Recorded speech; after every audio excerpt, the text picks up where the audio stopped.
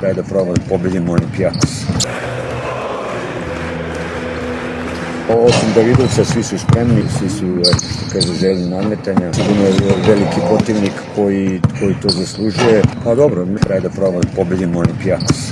Realno, ja jedva čekam da dođe ova pauza, da treba da probamo da pobedimo Olimpijakos. Da mogu malo da implementiram i neke svoje ideje, iako sam to pokušavao i prilično sam nekako dobro prepoznavao koga kako treba, malo bolje znam, hoću da kažem. Treba da probamo da pobedimo Olimpijakos. Sve te neke situacije i plus i neke specijalne situacije moramo malo bolje da uvežbavamo i to je period jedini koji imamo vreme za trening. Na tome će biti fokus, ali dok ne bude taj fokus, treba da probamo da pobedimo Olimpijakos.